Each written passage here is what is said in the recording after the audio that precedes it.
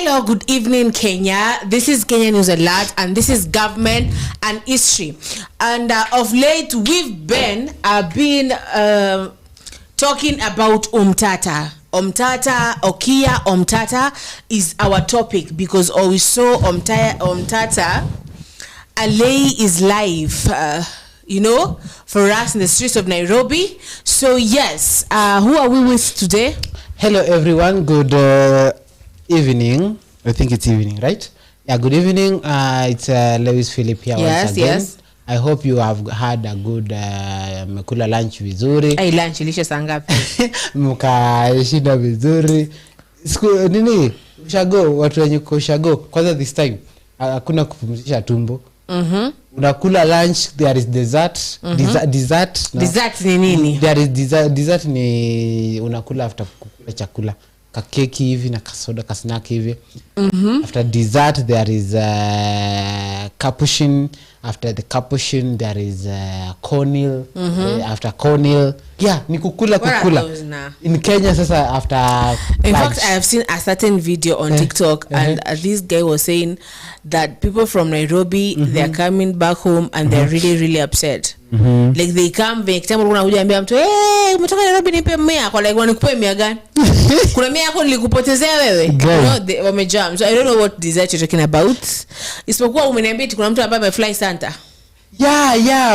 Uhuru's nephew Jomo has flew Santa with a chopper to his children to see him. Yo watoto waone Santa Claus. Na mnaniambia Kenya tuko na shida. Yani nyinyi mkilalamika kuna wengine Santa is being flown. Akuja onekane na watoto. What Santa now? Santa Claus. Okay, according to pagans way of celebrating Christmas, they believe that a mysterious white bearded man with a red hat, with red hair, very old, flies with a all the way from North Pole.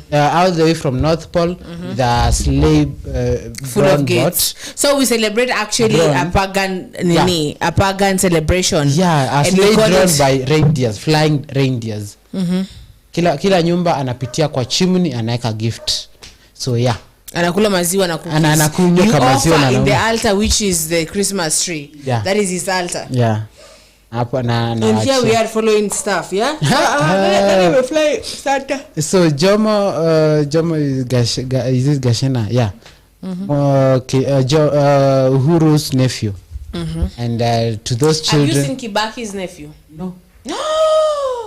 Mwenye niliona ni grandchild. Yeah, that is what I'm asking. Some people. Yani nyinyi watu kuna wenye waliumbwa wakaumbikwa.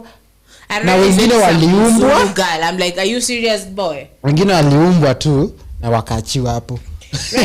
Right now he's dating some mzungu lady. Wow. Some people are very lucky dating mzungu lady. Kwani what is mzungu? Okay, yeah, you know you are brown. Sasa sisi wenye tunakaa. Why do you want to date a mzungu when you could date in fact Africa is the cradle of mankind. So why do you want to date a mzungu? I've never said I want to date a mzungu. Umesema they are lucky. What do you mean when you say they are lucky? I mean that girl is lucky to have our guy. Yes. Mimi nasemanga the person I will date anafaa kuwe dark, very tender. Yeah, very tender. Mtu tu nikishika tu hivi. Wewe ni unatengeneza watu. But okay, we're going to go back to your dating nini. Yeah. But also Omtats. Yeah, Omtats. Omtats has been the streets. Omtats, we are waiting for Omtats kwa koti. And yes, so kuna court proceedings ambazo our producer atawekea kidogo pale mwangalie hizo court proceedings. Yeah. Yes, muone what is going on with Omtatah. Kidogo tu for like let's say 5 minutes and then we come back with that. As you wait for that niambie. So hapo kwa akiwa koti wameimba wimbo ingine. Yes, wameimba aje? The song goes this way. See if I can get it. Just put in the microphone.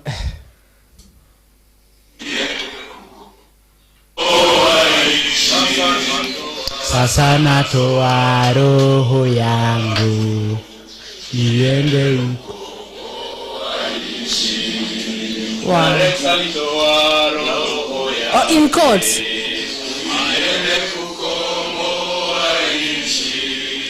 Sasa roho yake iende kukomboa nchi. Sasa natoa. Wow. Yeah, right now that is our national anthem. As for now. Yeah, you tell me that in Kenya right now we're in that place of Sarafina of South Africa, yeah, where they were singing "Yelele, yelele, mama." We are there right now. Yeah, we are in the period of the natives of North. Is it Netherlands and Kukutai? Yeah, right now that is the song that is being sung. Sasa natoa roho yangu yendika ikatumikia nchi.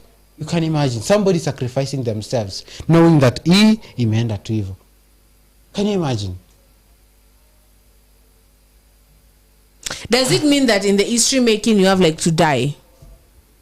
Why is it like if you want to make it with the history books you have like to die, like something bigger? Somebody once said history is written in blood. Why is it written in blood though? Ni ukweli kama Yesu angekufa tungemjua, lakini man. Yeah. Saizi ingekuwa nani angekufa, angepigana, ungemjua. Aish. Okay, can you imagine the few kings that we are told we learn, the ones that we learn in history? Can you imagine sasa between mwenye alipigana na mwenye kazi yake ilikuwa kukaa, yupi ndio ako famous? We speak of King Philip. The people who died. The people who fought to and shed blood. We speak of King Philip the Foolish because he went to a war with Queen Elizabeth, and Queen Elizabeth the first won. No. Those are the people that wrote history. So yeah. And as these people sing that song, people out here have different opinions on it, very different, and so many opinions. And this is a way of showing that in Kenya, no matter how different we are, we have the same blood, we are of the same country. No matter who our mothers or our fathers come from, no matter how many tribes, we are 43 tribes. But when it comes to fighting for this country, we become one. We are united by the love of this country. So let us join in this song. Not we sing it literally. I mean, we sing it to the in the point that we give our hearts to our country. Let us not stop fighting. Omtatah has not been shaken at it because he was arrested. No, even in court, he's singing a song for his country. And as Mother Karua has said, this is very shameful, arresting a whole senator because of exercising democracy. Mother Karua was there, and she said this was very shameful, and it is not right for people to just criticize and just arrest members of parliament or senators or even ordinary people, ordinary citizens like you and I, just for fighting and speaking their hearts and minds out. Do you know right now there's this joke that is going on that ukiuliza mtu kwa wapi nikisema mwambie hebu tuma location, they're like ndo mtume DCI. You know, there's this friend of mine, like they are in Zanzibar right now, and I'm like, they told me a location where you are specific, and they're like, are you serious? Yes? Are you serious? So we're waiting for a producer to make your video ya Omtatah kwenye koti. Yes. As we make light of this moment, you know, as Kenyans, to create memes and jokes about it. Yeah, and it is quite something. It's quite something because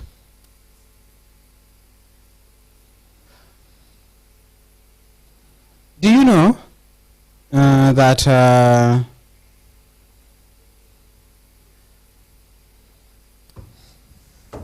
Yes, I don't know. Tell me, what do I know? So niambie, let me tell you something. We are in a situation where when you compare this Omtatah, wakati kama kuna wakati Jomo Kenyatta alivyochukua kile kiti. That was when Makina Musinda Murido started to die, and those people started to die. Yeah. Do you know that? Yeah. And people used to be arrested. Do you remember kuna wakati kwa kitambo? Nakumbuka kuna wakati ambapo Raila alikuwa ameshikwa na Moi. Alikuja watu kwa nyumba akachukuliwa kaenda, and it was like so sad because you don't know if you're going to see these people again, and these people were tortured. I hear that's why he talks the way he talks. Yeah, simikupanga hiyo story. Alikuwa anawekwa kwa maji ya barafu na inapigwa shock. Hapa napigwa shock mtoto wenyewe na if that man did not die, then I don't think there is any bullet. Do you think that he has ever ill? No. You can never heal from that? No. After when you move on, you'll never heal from that, yes? What? Mr. Producer, tukungoja. There is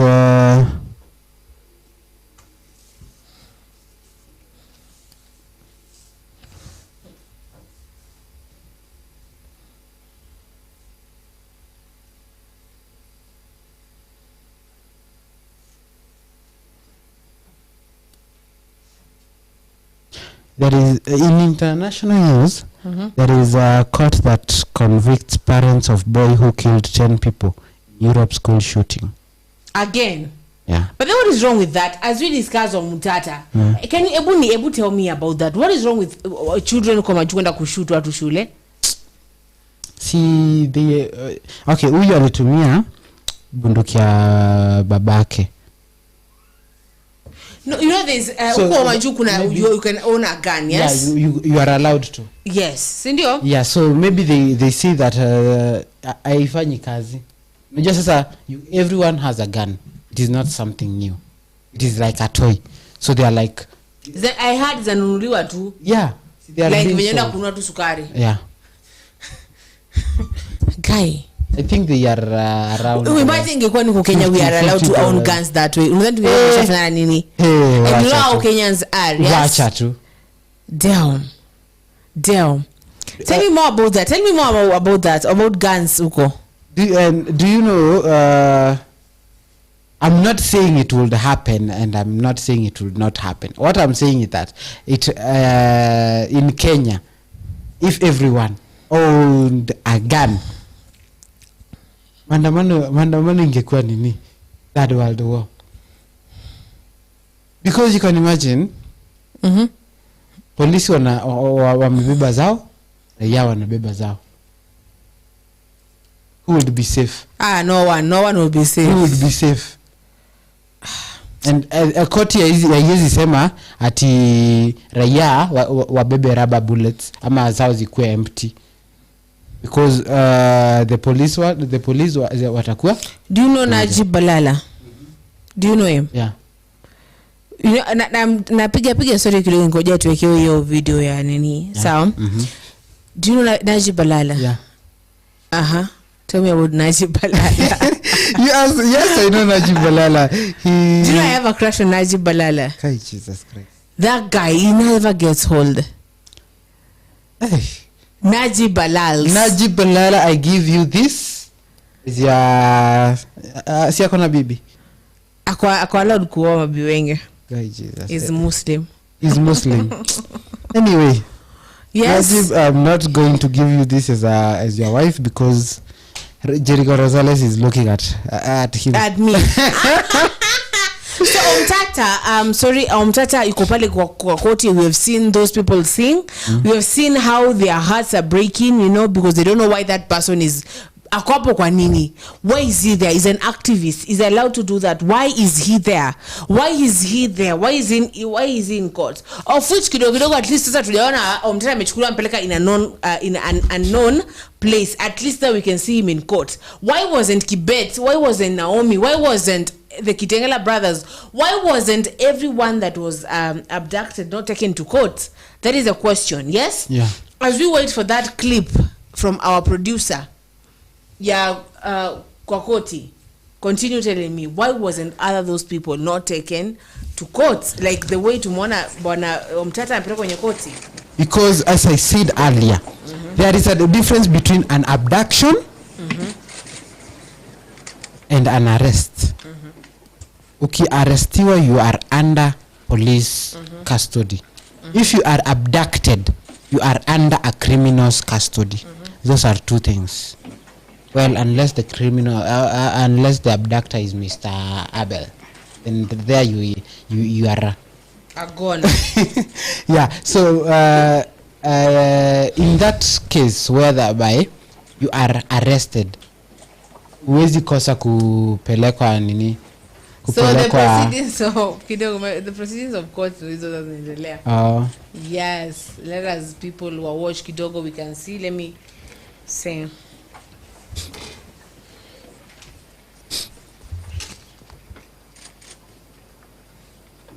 Aish, history is going on. Any issue is going down. You can see those people standing, raising their hands. I don't know what that means. Yes, but let us see that. Yes.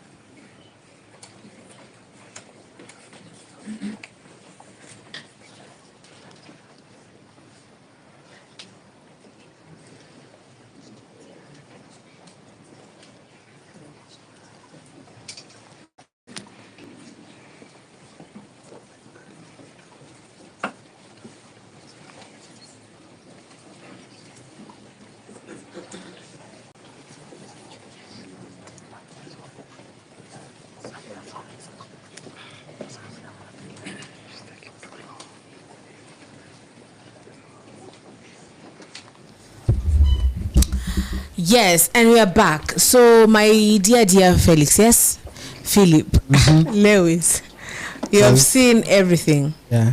Aish, you have seen, unaona pale mpaka nasahau jina kwa sababu even forgetting the name of Kenya right now. It is sad. It is sad, and as I said, you just have to pray. You can see how they are trying. What are they? What is going on there? What have you observed there? The fact, apart from the fact that Kenyans are really being oppressed out here, it is very sad, and everyone is trying. When somebody tries to question what is going on, huku ndio wanaletwa. Ure tu huku ndio wanaletwa. You can imagine. Yes. This court is full of innocent people who were just exercising democracy. Their rights. Yeah, they were just exercising democracy. So you said that you'll come with the constitution. I want you to read us the first referendum. I said I will come with the constitution. Yes. And I'm still looking for the constitution book. It's not online? I want the one which is... You just read something from there about the rights of people. Okay, rights of people.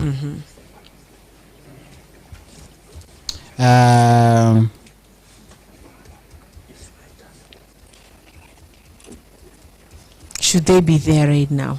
Yeah, no, they should not. Let me see. Should they be there? Why are they being held in contempt? Why? What is happening? You know? Chapter 1, sovereignty of the people. Yes. Supremacy of I want the camera to zoom in for you, so that uambie watu vizuri sana waelezee about the constitution and their rights, and if really they should be there. Yes.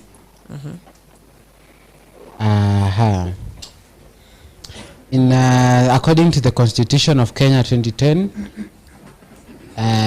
chapter 1, sovereignty of the people and supremacy of the Constitution. First one is sovereignty of the people, supremacy of the Constitution, and defense of this Constitution. Those people should be given the right to. Yes. The Constitution just states.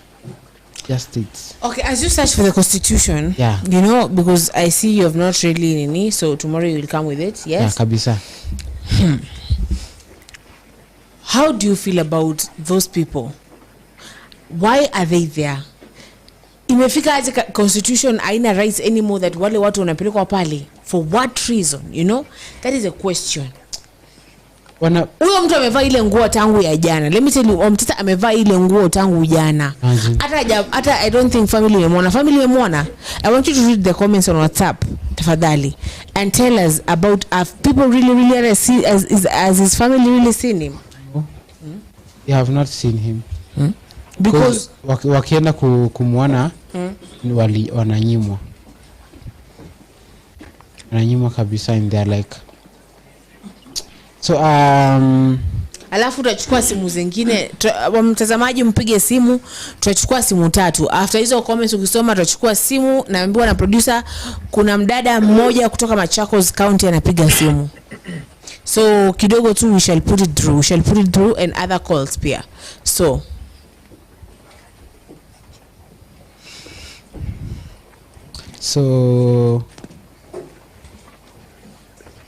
okay, comment from WhatsApp is people are against abduction. Ruto is arresting them. Where are we now? You can imagine.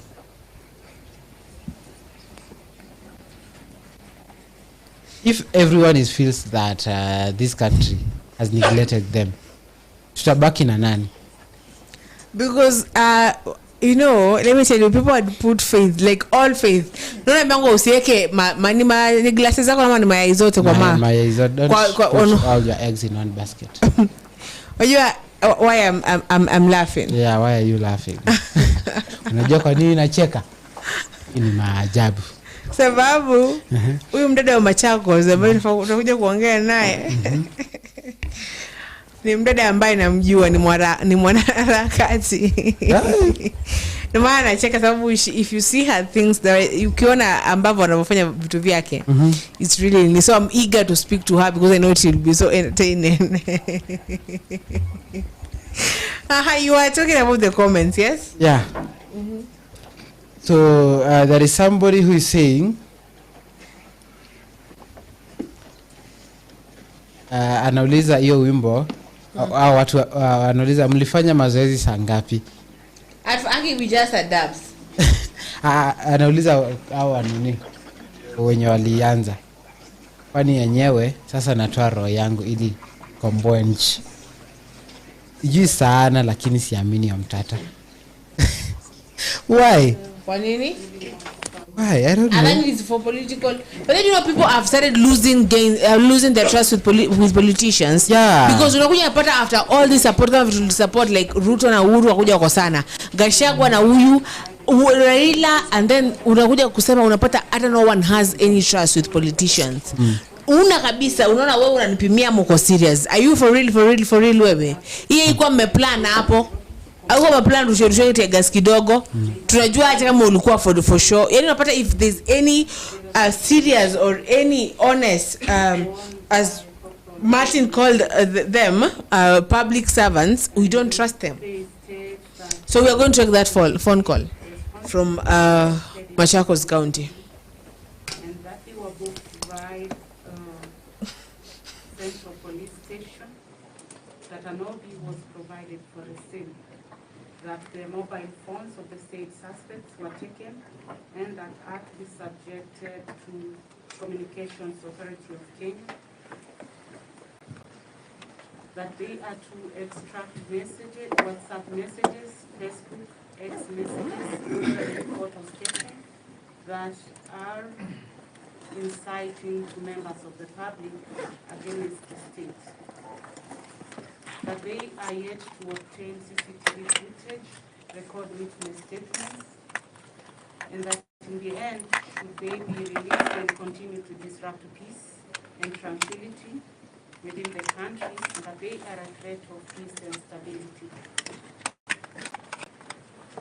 We had many counsel appearing for the respondents. They have given their response. Among them, they have quoted sections of the Constitution on the rights of the accused persons. They have also raised the issue on condition of the accused persons who have been availed before this court. We have also stated the law on what is to be considered for the grant of bond, which is compelling reasons for the court to consider. They have raised the rights of an accused person to picket and to hold peaceful demonstration. They have also raised an issue that the affidavit that is before court does not disclose any offense, but they are mere speculations. That the investigations to be carried out do not require the presence of the accused person, and that the court has the discretion to grant the bail and bond to the accused person, and that the same has not been objected to. That the prosecution have not demonstrated the disharmony or the breach of peace that is being alleged. That the affidavit seeks an omnibus incarceration of all the 23 respondents who are to be held in custody for 14 days pending investigation, but the same is arbitrary and an abuse of the court process. That the investigations are already prejudiced, that court orders were not obtained to extract information from the said phones belonging to the respondents, and that the court has to balance the rights of the accused person while looking at the said application.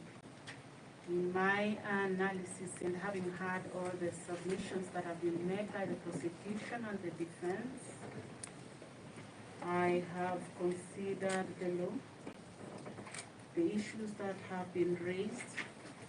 I have also considered the nature of the offenses that have been stated in the said affidavits. I will agree with the defense that the same are misdemeanors. I have also looked at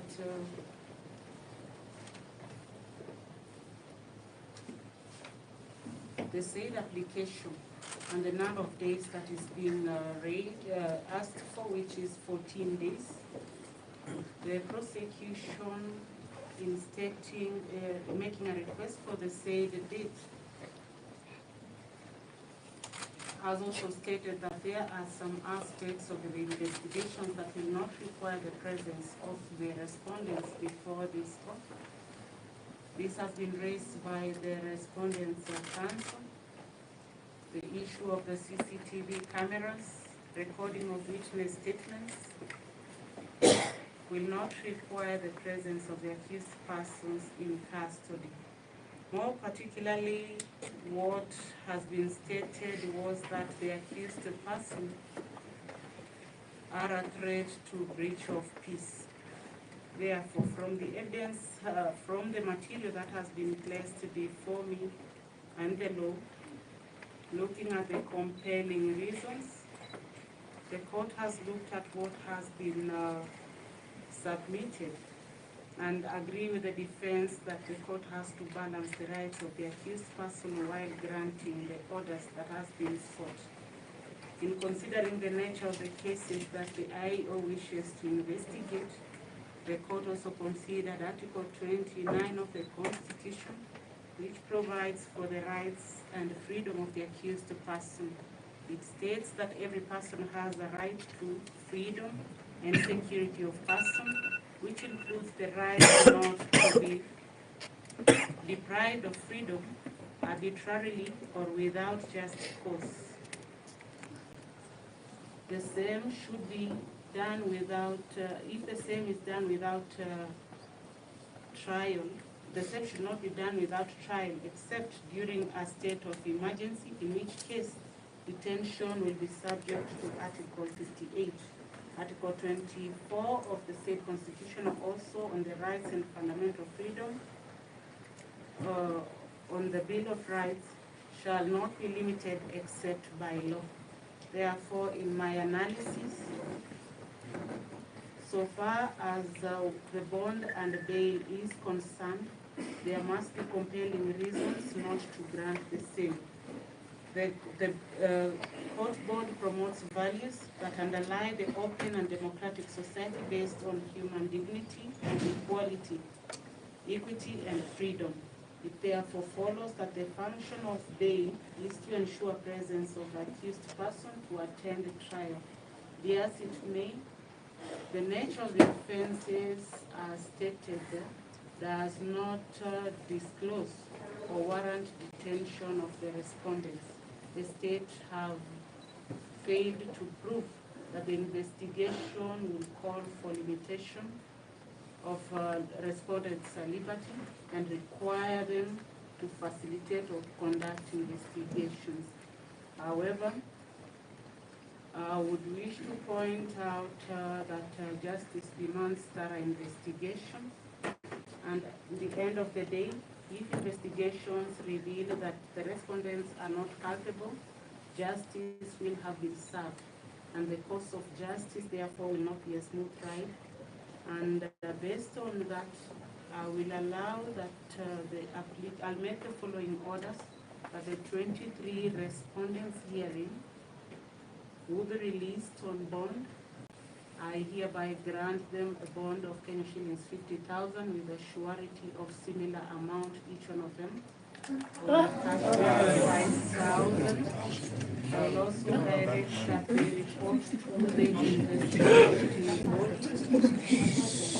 body. Pending investigations.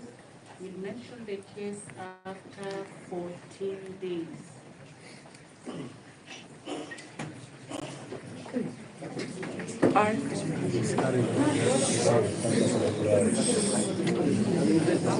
So they're being released on a bail of any surety of the same amount.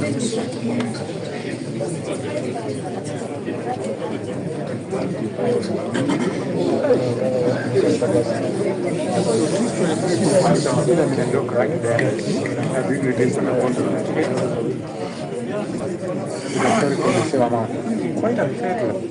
You will reappear in court in the next 14 days.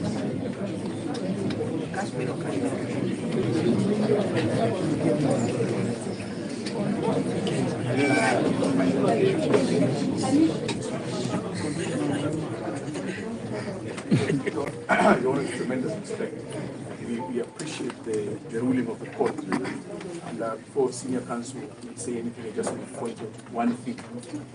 Your Honor, it is the 31st of December 2024, meaning that tomorrow will be a new year. Just on that basis and on the basis of humanity, and I have spoken to my colleague from the DPP, as we welcome the ruling, I am making an application to review one term, just one, on the cash bail.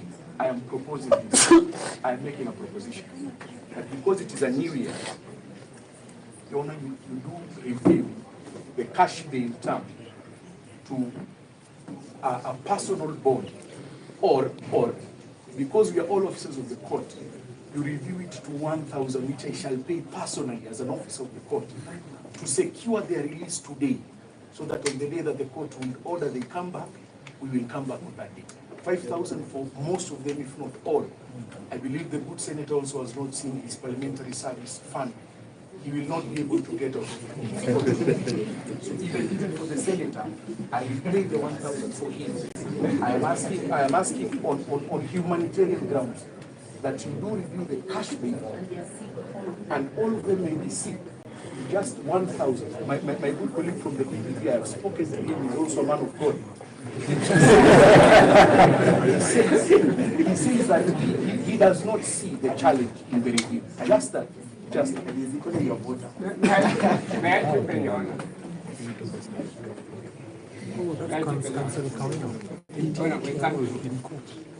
But as my friend has said, we are all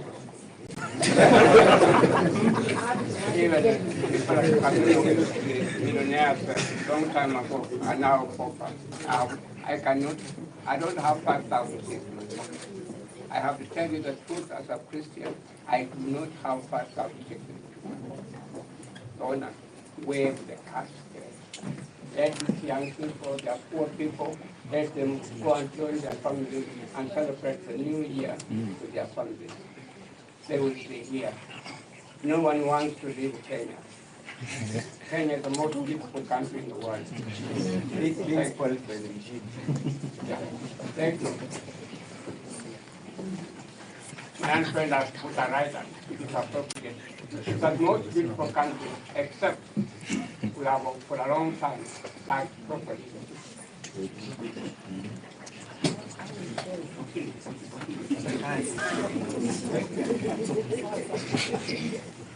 As a man of God.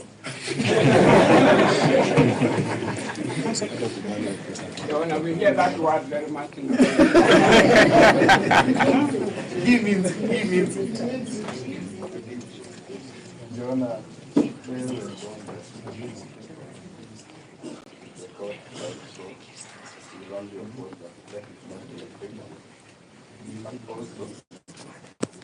whatever amount you put, that there also be a writer, that there will be a contact person. For each and every 23 of them for the attendance. There is a senior counsel. I don't want senior counsel to be taken for if we say contact person, it will complicate, and with the time remaining, they will not be free. Yes. Yeah. I offer to be the contact person for the 20. Thank you very much, Yeah, thank you very much. So you already seen the DPP has proposed the limit to 1,000. No, I did not say the amount. I already have it on M-Pesa. Anytime the court directs, you just show it to case. You walk out with our fellow brothers. Freedom fighters. Yeah, and this person is still receiving. It's not in first place. The very fact that they have got some of us who are here in this courtroom means that they are already receiving. If they don't obey the court order, I will definitely not come to the court. 100%. The very fact that I've got me here, it's like the courtroom master, our former minister of justice, means that they are people with comply the court order. The young people, poverty stricken, hungry, And broke. and taxed.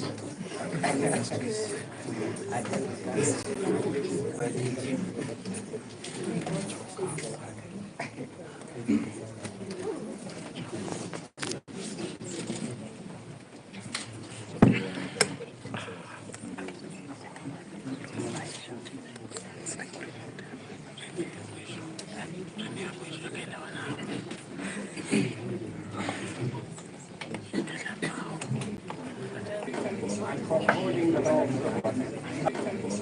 Holding the law.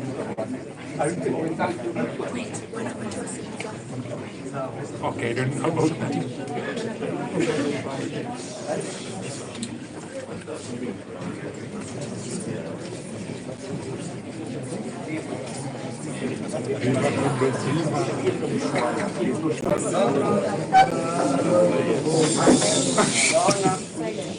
Your Honor, one word.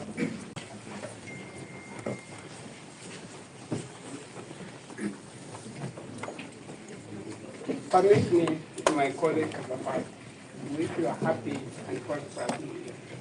Honor, before you get honor, we'll humbly tell to make an application because they have mobile phones and personal belongings. The rest of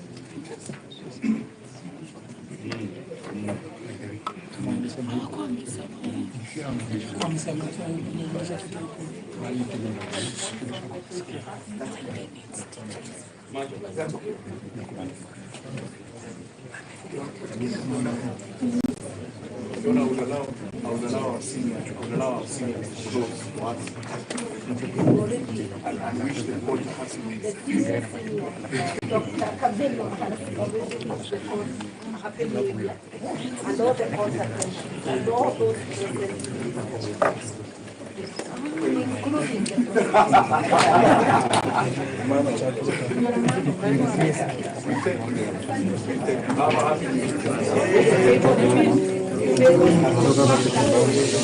we no longer need a contact person.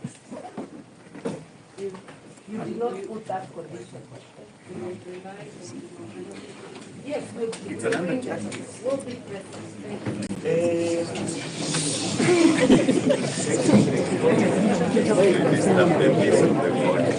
Happy New Year. Happy New Year! Happy New Year! Happy birthday!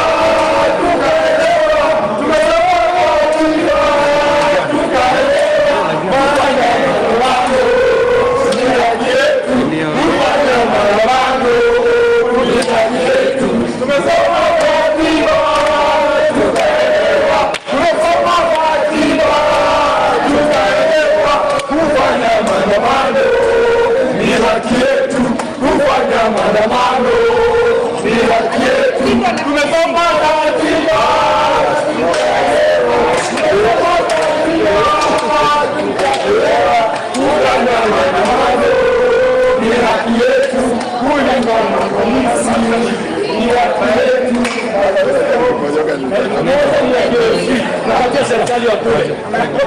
Sisi wa JNG tunataka KFC. Hata Kimani Chunga aseme. Kimani Chunga tupatie 1000 ya KFC. Ujue tuko na pesa.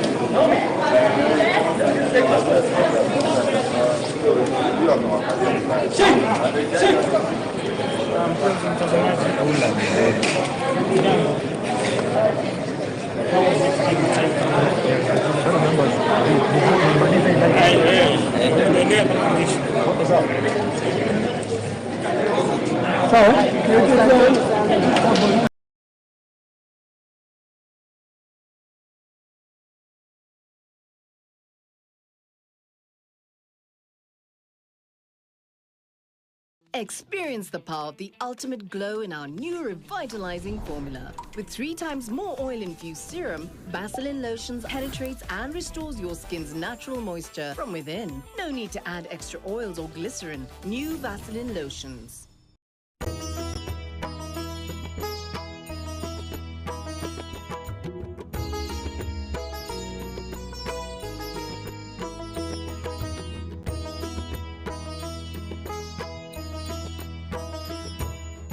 Ram तू जप मन रे, श्री राम तू जप मन रे, बन जाएंगे बिगड़े काम, गुजरे जीवन मेरा जपते प्रभु राम का नाम।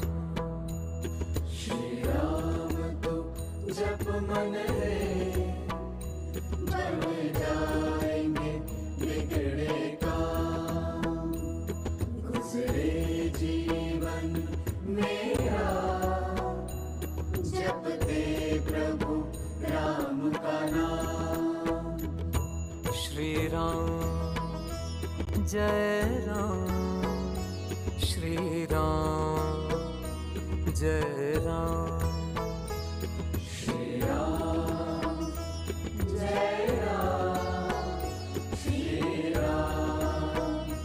जय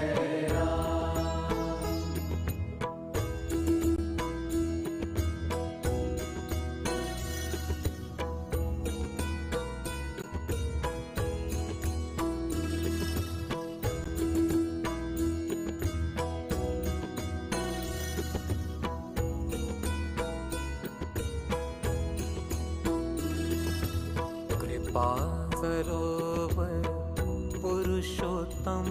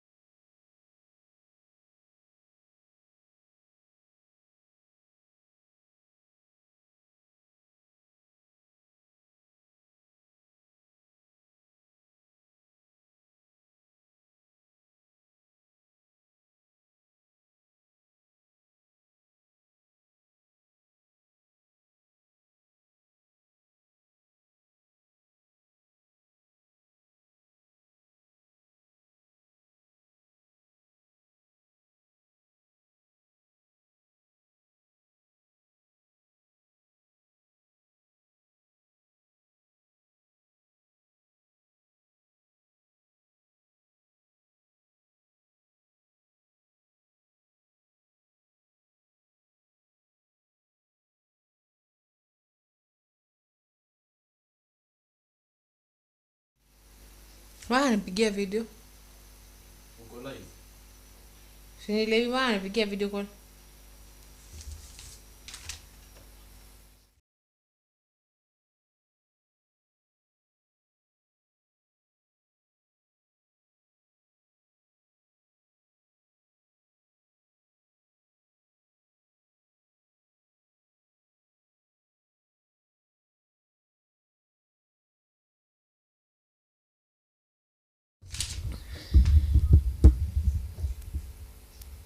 Anapiga simu nani? Anapiga simu nani? Sasa anipigia mimi, nasema bwana anipigia mimi. Anafaa kupigia nani kwani?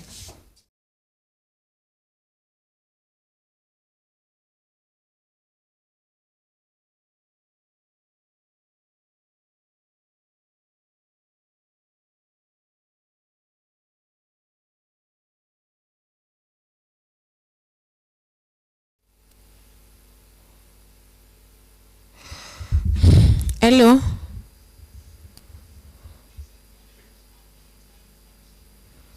Hello. Hello. Hello, habari? Hello. Hello. Habari? Mzuri sana, niambia. Kwa majina. Uko wapi? Wapotea. Uko ndio nimekupata, hata mimi pia ulikuwa unapotea. Niambie uko wapi? Niko Kilifi. Aha, Kilifi kuna nini? Kilifi kuna jua tu. Kulinyesha. Kumenyesha, umeenda maandamano. Kilifi ni watu wa amani, hatupendi vurugu. Kwa hivyo mnaacha tu Kenya hivyo. Hamtaki kupigania nchi yetu tukufu na kupigania pia na watu waliotekwa nyara. Tutapiganiaje nchi kama nchi yenyewe yataka kutuua dada? Nchi itaki kuwaua watu, ndio wataka kuwaua. So nchi lazima you have to fight for it. How can you fight a losing battle? So you think you've already lost? Yeah, we have already lost. Basi wewe. Lakini niambie. Sasa unajua haya mambo ya Omtatah yuko kotini sasa hivi bado yaendelea na kufanywa mashtaka yake. Watu wanauliza kwa nini Omtatah ameshikwa. Wewe unafikiria unajua okay sababu ni kama ambaye naona kama ambaye hujui kilichozidi ni alikuwa jana kwenye maandamano akashikwa jana. Unajua ile anti-abduction. Of which in fact nimepata habari kuwa kuna mtu mwingine jana ametekwa Isli. Ndio. Sasa wewe unaona anafaa kushikwa ama anafaa kuachiliwa endelee kuandamana hapa nchi? Mimi dada, maoni yangu ni haya. Haya mambo ya Omtatah yote ni sera za siasa. Kwa hivyo wadhani anatumia hii kwa siasa hii? Kabisa, hakuna jambo lingine. Hakuna kitu kingine ambacho wanaweza sema ati wataanza kufanya kitu ambacho serikali haifanya dada. Wajua kama ni kupigana, walipigania, walisimama kwa mabarabara, wakatudanganya, wakatupa pesa. Sasa wanataka kutuambia ati wakitupigania hapo ati wanapigana kwa ndiposa tupate haki. Hiyo ni haki wanajitafutia wenyewe. Okay, so unajua sikuungi mkono hivyo, lakini unajua watu wengi pia wamekuunga mkono. Wanasema wao hizi inaweza kuwa ni sera tu za siasa, sababu wanasema they trusted Raila, they trusted Uhuru, alafu ikaja kuwa pia wanafanyia serikali kazi. Ilikuwa tu ni just politics, you know. So maybe, but what if upate Omtatah for real is an activist that is fighting for Kenya and tumemwacha peke yake? What do you think about that? Omtatah, it might be an activist, but before he is an activist, Omtatah is a politician here. He is also an activist apparently. But mostly he is a politician. That is why he is the senator of where... you can't be both though. You can't be both. He is a senator. Yes, you can't be both. So before I'm saying you can be both. I think you can be both. You can't be a senator and elect senator. Maybe he was elected because they saw how he was fighting for the rights of Kenyans. He was an activist before he became a politician. So unaona ndo maana yuko pale anaweka roho yake mwanga. In fact, unajua wamemba ile nyimbo kwenye koti wamesema wanatuma saa roho yao kupigania nchi ya Kenya. Nimesikia mkiimba huo wimbo. Ni wimbo mzuri lakini watumika pale pabaya. Kwa nini? Kwa sababu huo ni wimbo unaoashiria watu wanaoimba kutoka moyoni, lakini wao wanaoimba ndiposa waweze kufurahisha umma. Kwa hivyo hii Kenya hakuna aliye upande wetu. Aliye upande wetu ni Mungu na sisi wenyewe. Kwa hivyo unashauri wa Kenya wafanyeje? Wa Amerika wasema God for us all, man for himself. Kwa hivyo hakuna hata genuinity yoyote ambayo itapatikana kwa hawa watu wanafanya hati wako hapo wanatupigania hizo tumbo zao. Hawatupiganii, hawatujali, wanapigania tu tumbo zao. Na hiyo tu ndicho kitu wanachoweza kufanya. Hakuna kitu kingine. Tukijaribu kupigana sisi tunauawa. Kwa nini walishikwa na hawakuuawa? Na hao wanaosema ya kwamba Ruto must go, what do you think about? Do you think that he will go? Yafaa aende. But do you think that he will go though? Hawezi enda kwa sababu kama babu alikuwa ananiambia kitu moja. Babu yangu alikuwa mwalimu wa kimoja. Alikuwa anasema hivi, if you test power, only death can separate you from it, because the little you taste of power, the more you want. The more you want it. It is just like tasting honey. If you taste a drop, you will want another. The more you taste small drops, the more you want more drops. Okay. Kwa hivyo hakuna haja ya Wakenya kubebwa tu akili na hawa viongozi. Wajua wanadanganya. Viongozi ambao hawajali kuhusu afya ya Wakenya, hawajali kwamba there are so many unemployed learned people right here in Kenya, so many unemployed. In fact, kwanza ulivyosema hivyo kuna baba mmoja aliyopiga hapa kwenye show nyingine akasema ya kwamba wanaita wa China, wanaita Wahindi waje huku kuja kufanya engineering na kujenga airport, kujenga nini, lakini kuna watu ambao wamegraduate Jomo Kenyatta University of Nairobi, they are doctors, they are engineers, they are teachers, and they are not employed, lakini hizi kazi zinapewa watu wa nje. What do you think about that? Hivi alisema ni ukweli, kwa sababu watoto wetu huku wanaofanya kazi huku wamesomea kazi za pesa mingi, lakini wanafanya kazi wanazolipwa pesa za kijungujiko. Ama hata wapati kazi kabisa, wapati kazi. Ndio. Unapata mtu amesomea udaktari kwanza wa operesheni. Ni mpasuaji, anaweza kupasua surgeon. Akuambie kichwa chako nini kimo ndani, lakini unapata hana kazi, ama unapata anasukuma mkokoteni na too bad. Bado serikali yetu inatupelekea wana wetu Katari ama Dubai, wanaenda kutesekea huko, wanaenda kufanya kazi ambazo hawajasomea. Mtu mwalimu mzima, daktari mzima. I had a story ya huyu mwanadada ambaye alikuwa ni daktari na amesema ametafuta kazi Kenya imekosa, na mamake alikuwa ameuza kila kitu ndo akuwe daktari. Amesoma hivyo miaka yote, miaka 8 yote, doctorate degree ameipata, lakini amna kazi. Imebidi aende Qatar akaoshe nyumba. Na Kenya promise akisoma atapata makazi, na sasa hamna.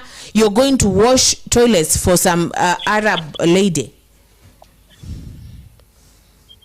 Can you imagine how sorrowful that is? Because that is something that is quite not supposed to happen to somebody who is learning.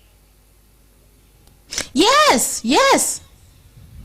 For example, I am a doctor. Yes. I have done a bachelor in human surgery. But now I am a kindergarten teacher. I teach small children. Oh my God. Now see. That is my knowledge going to waste your mother's money. Parents, the honest thing is parents invest in us. Ndio tukija tukipata makazi tuwaregeshe ile pesa tuwatunze nao walivyotutunza. That is the African way, and I think in many places that is that way.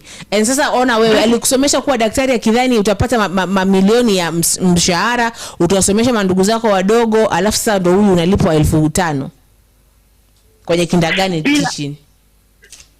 Bila kitu yaitwa connection hii Kenya, hakuna kitu kinaweza endelea. Aish. Bila kutoa. Wajua nilipoenda kuitisha kazi, niliitishwa hongo ya shilingi 1,500 kuwa daktari, ndiposa niweze kupewa cheo, hata si cheo, kazi ya kuwa msaidizi wa daktari wa upasuaji. Nafasi tu ya kuwa daktari. Kwa saa hizi nafaa nikuwe mimi ni daktari, mimi nasaidia watu upasuaji, ama nishapewa hata promotion nikaenda ng'ambo. Lakini niko tu hapa na somesha watu wa chekechea.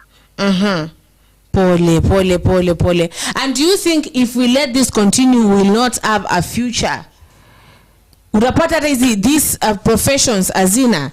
Kwanza, in fact, I remember there's a week ago I was reading about the professions zimetolewa. More than 30 professions azisomeshwe anymore in colleges because azina kazi huku nje. HR, sijui tourism, sijui business and management aziko. Yes, I saw that, and one of my nieces was very sad because hawezi alikuwa anafanya hospitality na nayo hiyo imetolewa pia. Mwingine alikuwa anafanya journalism, alikuwa anataka kuwa wewe, nayo pia hiyo imetolewa. Pole. Pole. It is very sad. Right now, where the government is taking this country, it's taking it into the dark ages, not even the dark era, the dark ages where humans used to live in stone houses, used to live in cave houses. Okay. But this time, this is a terrible time, and we should pray to Allah for this country. We will. Allah ndio anayeweza kutuongoza hii nchi, anayeweza kutuangalia hii nchi. Thank you so much. What was your name again? Asante. Nashukuru. Kwa hema, siku njema na usalimie wote waliomo. Sawa. Asante kwa kupiga Kenya News Alert.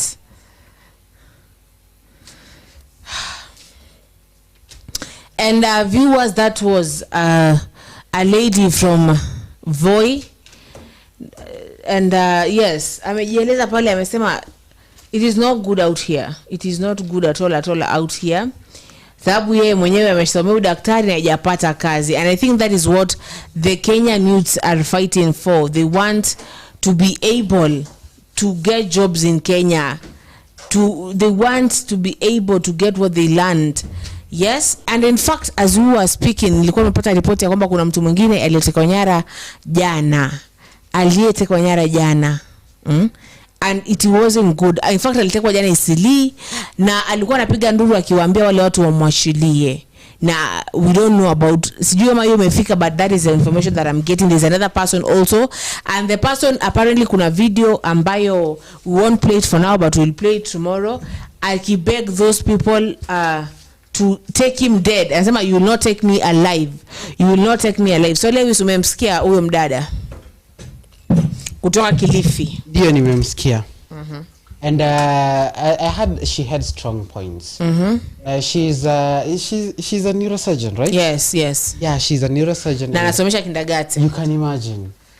Damn. All that knowledge. Sasa anafunza watoto kuchinja. That is why you people grow up being serial killers. Yes. Because the ones who taught them were like they had lost hope in their profession,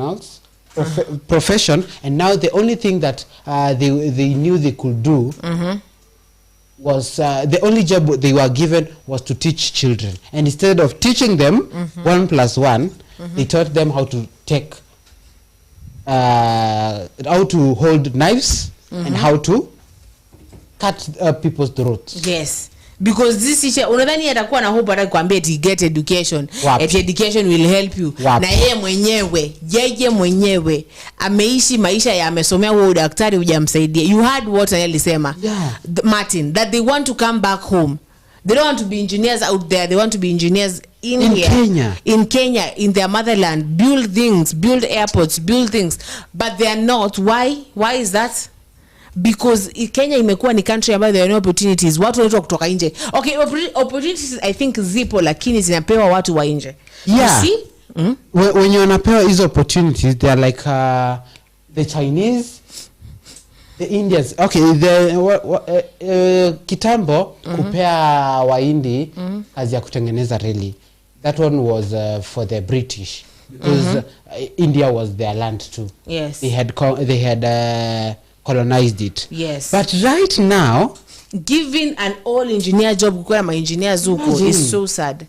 Giving an Indian the job of that an engineer that you can give a Kenyan. Na huyo Mkenya amesomea, ako qualified. I have a friend of mine amesomea political science and what in Masai Mara University. Saizi anafanya kazi PZ. Saizi Brian he always watches.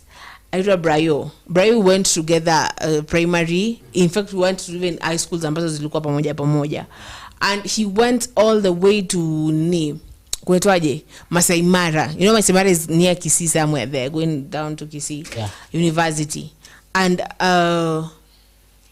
he has all your degree of political science. Yeah. Na akosa na shona nguo IPZ.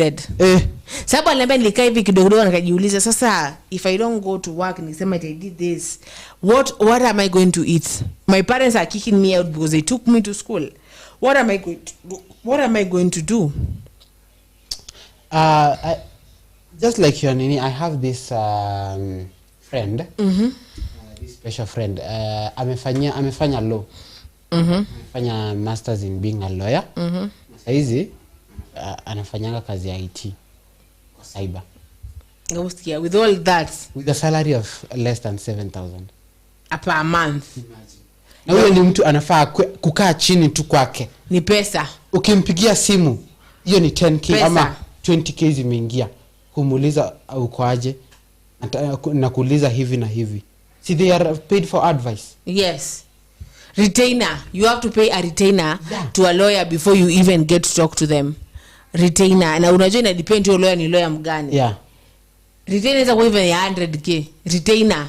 Billing hours, you know, the more you mnakaa na it's money counting itself na hajaanza kufanyia shughuli. Na hajaanza. You know, because they are our learned friends. Yes. Sasa huyo learned friend wangu, he is a learned friend and he analipwa almost kitu hakuna. With all that law. With all that law in his head. Anaenda kuiweka kwa computer. I'm not saying kuiweka kwa computer is bad, but Kenyans mali imefika sasa. Let us appreciate our people. Let us know how to, let us give the jobs that are available to our people. Tunaleta watu wa nje na wetu tunawapeleka nje. What is wrong with our country? What makes our country so bad that we cannot employ our children in it? Si unajua ndio maana mtu ngisikia mtu akiniambia eti ni mzungu atakuwa anajua. Ni mzungu kwenu. I have nothing wrong with wazungus, but I hate that thing yet ukiona mzungu nadhani that this mzungu is better than an African. We have, in fact, let me tell you, I was being told by a friend of mine akoma juu anasema nursing ya Kenya inatambulika more majuu nursing. When you are a nurse, you learn nursing here, you go to America, you're employed. So we are good.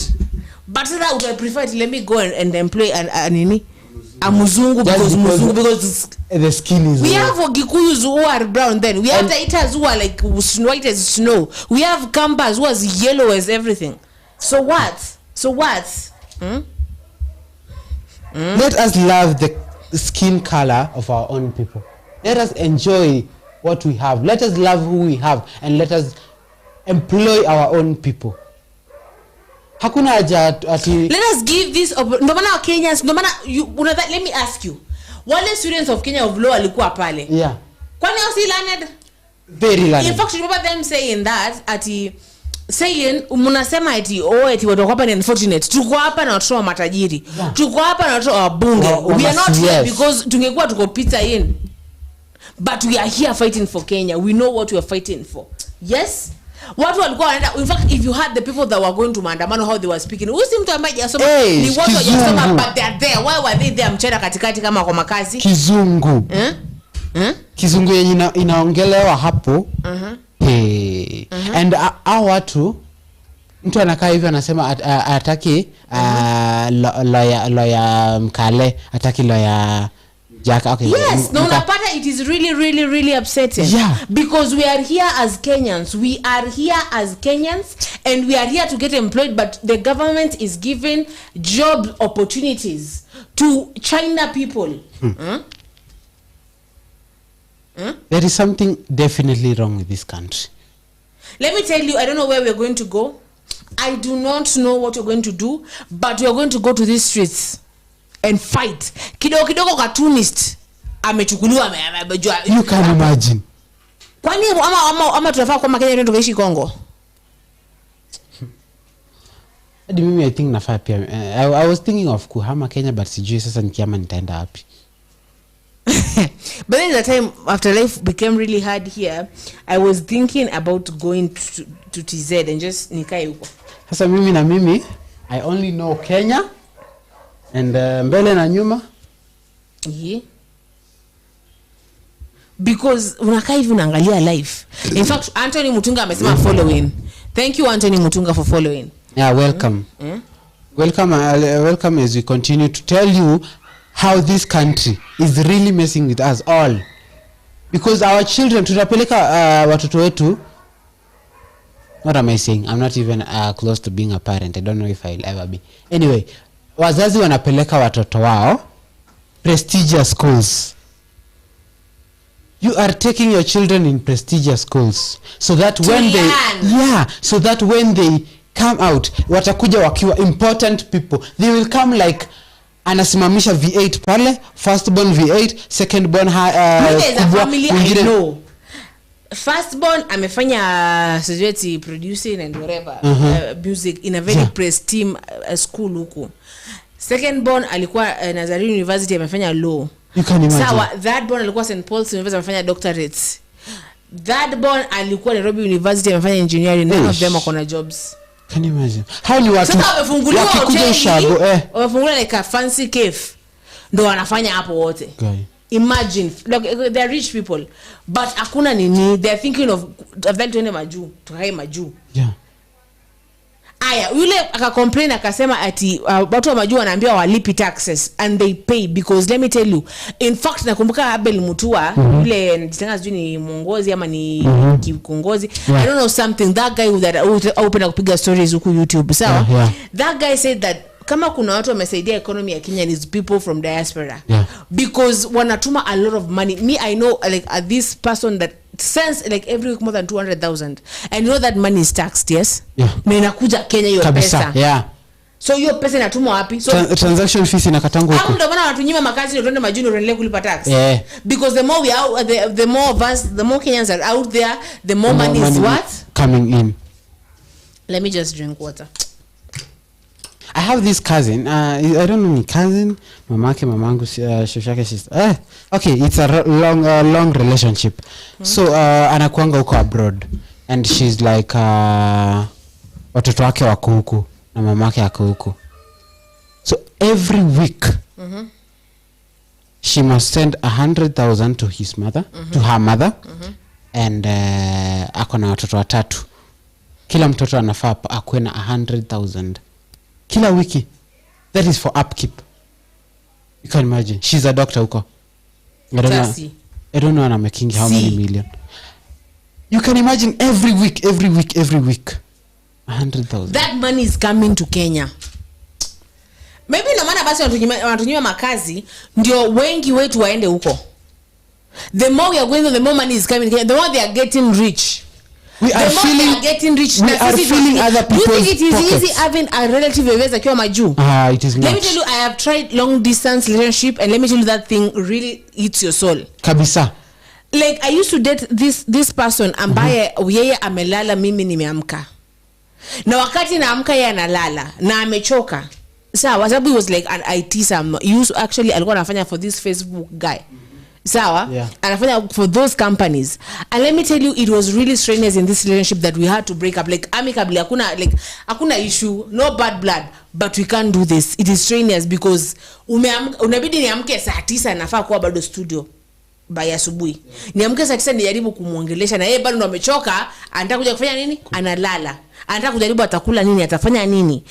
It is not easy. And let me tell you, that's why you saw Martin saying that they want to come back home. They want to be here, but when they look at Kenya and they see there's no opportunity. Okay, nimesema opportunities zipo lakini zinapewa watu wengine. I think a country should prioritize their people first. In Kenya, I don't think that is possible. Kenyans do not prioritize their people. They prioritize money instead of souls. Because the more people that are being taken to this country yenye unaenda huko unakuja ukiwa like our girls are being raped, our girls are being molested, our girls are being tortured. Speaking of girls, there is this girl alikuwa anapeana story. So she was saying alitolewa huko by the government of Kenya, being promised a well-paying job in Dubai. So venye alifika huko akapelekwa kwa Mwarabu. So Mwarabu wiki ya kwanza akamwonyesha kazi ya nyumba nini. Ya kwanza akamchukua vizuri, akamtreat vizuri. Wiki ya pili, you know they take your ID and your identifications. Yeah, she used to be forced. I hope no children are listening, but to be forced to have sex with a dog. Why? Why? Why? Nobody knows. To have sex with a dog, and the dog ukiona. God, Jesus. A whole dog. A whole dog. German Shepherd. There's this called Mastiff Tibetan. It's like a bear. It's called a Mastiff Tibetan. I used to say that when I give birth to a daughter, I must buy her one. That upate huku nje kidogo mkibonga inaguruma. You know? So they are forced to have sex with a dog. You can imagine. Mtoto amechukuliwa huku kwetu vizuri. Tunaambiwa anapelekwa huko kupewa kazi, analipwa vizuri. She is taken out there. She is being molested. She's being forced to have sex with dogs. And venye alikuja huku aka explain how everything was. And even how that those Arab and the family, they used to put their hands. Some things are not even to be talked. They used to put their hands in the private parts of that girl. Why? You know, let me tell you what. Hadi msichana alikuwa anauliza akikuja huku, and he had I don't know, is a fiancé huku. Akikuja huku fiancé atamtoa kutu aje. Because the dog every 3 days a week, the family those other days. Let me tell you one thing. There's this I will tell you a similar story. Yes, she went there, she met the mubaba of the family, and then the mubaba apparently ajaletwa kufanya kazi ya nyumba, ameletwa yeye ni kama gashugwa wa mubaba, na si mbaba peke yake, ni mbaba na every male person. You're like wamechagua, they want one prostitute for the family. But Lambaba ende huku nje because these Arabs they don't understand Africans. I don't know, they see Africans as what? Sawa? Yeah. Let me so they used to, like, the entire, like, any relative, just Arabs live in one family. Yeah. So uncle, babu, cousin, everyone, and umefungiwa hapo, washachukua identification yako, washanini, and these people are going through this because Kenya amna makazi, and they are learned people. Let me tell you, it's really sad. It's heartbreaking. It's heartbreaking. Very heartbreaking. Do you know, apart from even that, kuna huyu mwingine, he was a man. So one day, akiwa huko, aliendanga huko akaenda kuwa watchman. So akiwa huko, and akiwa watchman alikuwa analipwa around 70k to this Arab family. So one day, the family consisted of 5 kids, 2 girls and 3 boys. Then the husband, the wife, and the butch, and the gardener. So one day akiwa hapo kwa gate, one of the kids, I think the eldest daughter, kuja akamuita, akamwambia anataka wa risk. Si kijana huko ajui mtu, he has been there for 7 months, old lady, nobody, nothing. So kutu imemjaa. So kaenda ka risk na mtoto na msichana wenyewe, wakapatikana na ndugu, the elder brother. That was the girl, not the elder brother.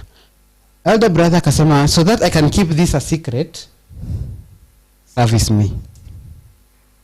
Now, are you servicing him aje? Like ni yeye ama ni wewe you get service? Ni yeye. Oh my God. Yeah.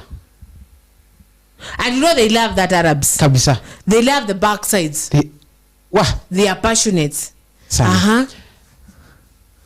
Because uko that would be treasonous. You could even be assassinated by See, you know how Arabs value virginity. Yes. So he had no choice. For his life's sake, akakubali kuservice mtoto wenyewe nyuma. Huyo mtoto wenyewe akaenda kaambia mwingine. Huyo mwingine akakuja akaserviciwa. Ikaenda hivyo ikakuwa a whole family thing. Even the father knew and he wanted to be serviced. Kila mtu anakuja at their own interval times. Until one day one of the elder brothers said, it is your time to be serviced too. I want to service you. Hapo ndio kijana wenyewe alishtuka akaamua kukimbia. So si alikuwa na first time. Yeye alikuwa anawafanyia. Yeah.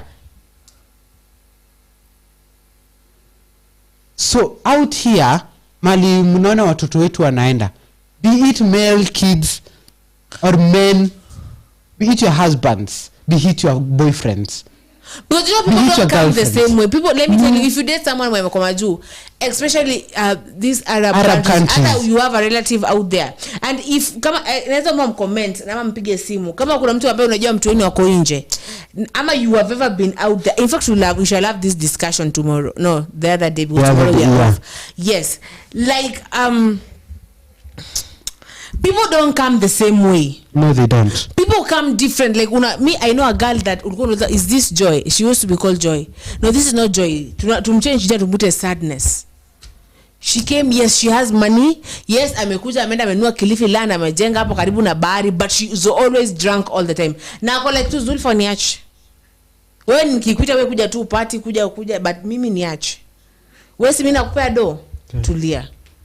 You're like, only what happened? I don't want to talk about it. Simama alikuwa anataka niende kwa nitafute do. Nilitafuta do nimekuja nazo. And let me tell you, it wasn't good. It wasn't good. People out, if you see your brothers and sisters being taken out there, na wakikuja wakiwa changed, ama mpenzi wako ameenda huko, be it your girlfriend, na amekuja, you are trying to get to her, and she's like, no, she does not even want anything to do with sex. Don't keep pushing. You do not know what they have gone through.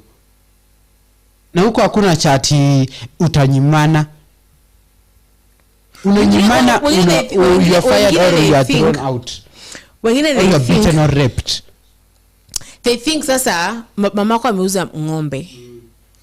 Wajani wende Dubai, si majusi Amerika, tena wa Amerika. Amerika you're good wewe. Yeah. Sawa? Yeah. Out wa Qatar kwenda kufanya umbochi. Yeah.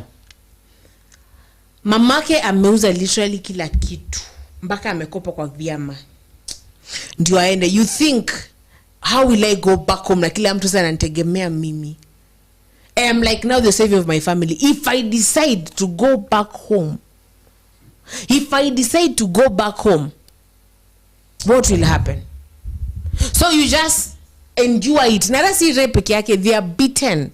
I remember seeing a video on TikTok of a dem msena na kimbenje usiku anasema ni wale wananifuata wametoka kunichapa. Nisaidieni, she's just shared our phone. Nisaidieni tafadhali wala, like notifying anyone. If you're seeing this live right now, just notify anyone from Kenya. Just notify anyone. You saw the other day trending on Facebook, on Twitter. Alikuwa aenda na ameshachiza anatoa nguo zote airport. Na wanataka kumchapa. What has happened to that lady? Those people are going through psychological problems. I cannot imagine somebody being raped every single day. No, nikifika saa 3. Someone is coming to me. I have ever lived in the same place with such kind of people. It's not good. It is not good. It gives you eternity, anxiety of and trauma. Hiyo hadi 100 psychological sessions haiwezi ponya. Hiyo, I am telling you, 100, even a million ones. If your immortal take eternity of psychological sessions, hautawipona. So mimi nikisikia mtu ati anaenda huko, and I'm like, you are doing what? And you are happy about it. Don't just mimi nasemanga any friend of mine akitesekea Kenya, heri nimwambie unajua nini, tutesekea tu huku pamoja. somewhere where you know ukilala njaa unalala njaa na amani. Si ati ukilala njaa unalala njaa na kuna mtu alikukula. That is terrible. The government should look for better ways or better places. They should create opportunities here. Si kuna kuambia story ati unajua sapeleka vijana why? Those 10,000 mnapeleka 6,000 wanakuja wakiwa vichaa. 6,000 ama 7,000. Wengine wanakufa. So hakuna cha ati nini. Sometimes this can't just makes me. Sometimes you look at it and you wanna cry. Yeah. You wanna cry, as in you wanna. It's like the illusion of a good. The love, the beauty that is portrayed at mkionyesha beauty of Kenya. Mkiona hizi documentary that welcome to Kenya. No, Kenya is beautiful, but the people that you have, these public servants, tumepea ruhusa, tumepea hivi haya makazi. It is quite something that this is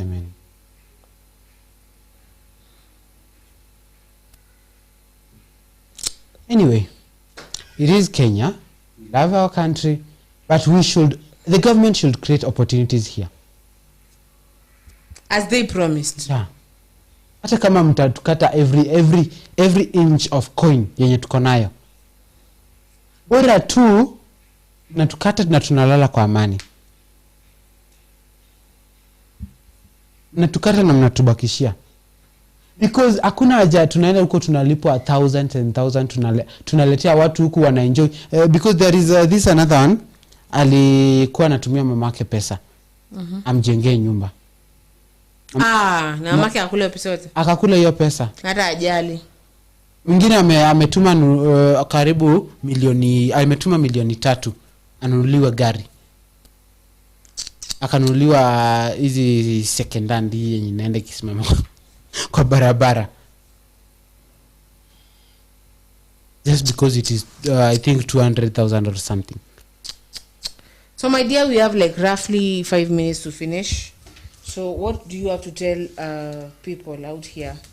What I can tell my last 2 words are to the government. Create opportunities here.